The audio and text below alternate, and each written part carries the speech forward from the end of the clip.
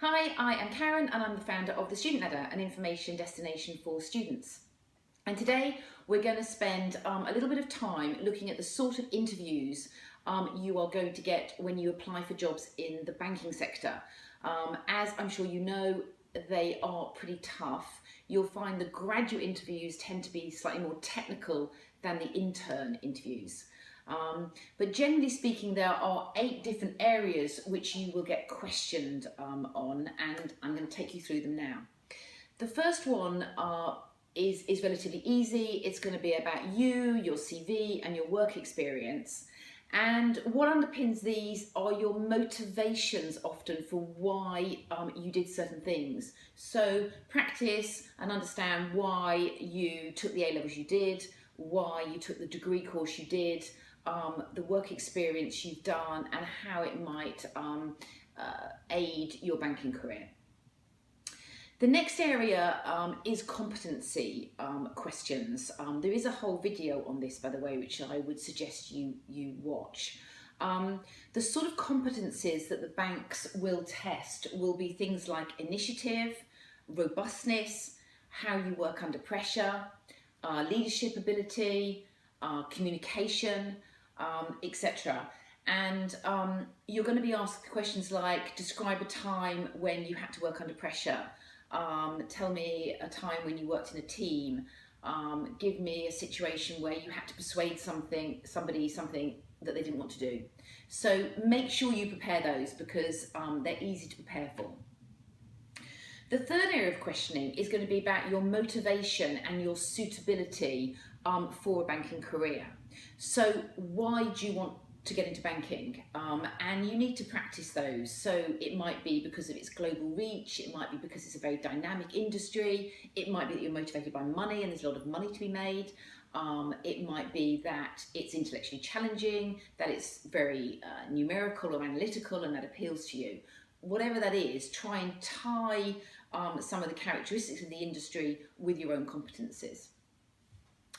Fourth up is your understanding of the role within investment banking and what you think you'll be doing. And it is quite important that you really understand what those roles do on a day-to-day basis. So if you're in a sales role, for instance, you might be developing trading ideas and presenting them to clients. If you're in a trading role, then you potentially, after shadowing people, you'll be running your own book. In an M&A role, you're going to probably be developing financial business models. So try, if you can, to talk to people in those roles and really understand what you're going to do, because it is going to be expected of you. Fifth up is quite broad. That's where you are going to be expected to demonstrate an understanding of the financial markets. And really here, anything could come up. So be equipped with simple stuff like what the FTSE 100 is doing and other indices, know the price of oil, know the price of gold, understand things like equity, debt, what are all the derivative instruments and how they get used, understand how the different ways of raising finance and maybe the disadvantages and advantages of each one, understand what an IPO is. If you were asked, for instance, where you would invest your own money today, have an answer to that. Perhaps understand some of the basics of accounting, understand what a DCF is, a discounted cash flow, and some of the metrics there. If you're going for an M&A role, understand the metrics of a deal and some of the terminology that gets used.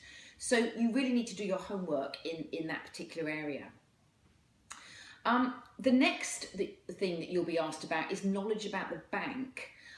So again, scrutinise their website, understand how they're structured, understand what their strategy is, understand how they make money, who their competitors are, how they differentiate themselves from their competitors, whether there's been any particular news items about them, any particular deals they've done recently, how a financial crisis may have affected them, any announcements recently, etc. So really get underneath the bank and have some sort of knowledge of it, particularly perhaps the area that you're applying within. The penultimate area of questions are often on market sizing. So this is where you may get those sort of strangely sort of brain teaser stroke problem solving questions. So they're things like how many golf balls do you get in a mini, or how much milk is sold by Costa in London in a day. So you obviously don't know the answer to those questions, but what they're looking for you to do is to say aloud your logical thought process of how you're going to get to that solution. So, you know, you're going to say there's X many people in London, and Y percentage of that drink coffee, and then that percentage of that drink coffee at Costa, and then, you know, that's X many cups, and a cup is going to have so much milk, and that's so many pints of milk. So they're going to want to understand your logical progression of how you would get to some sort of solution like that. And then finally, expect to have some maths questions. Banking requires a lot of mental arithmetic, you know, thinking on the spot. So you might well get probability questions, you might well get square roots of things or long multiplication, and asked to do quite complicated maths just literally on the spot. So keep your calm and know you can do it.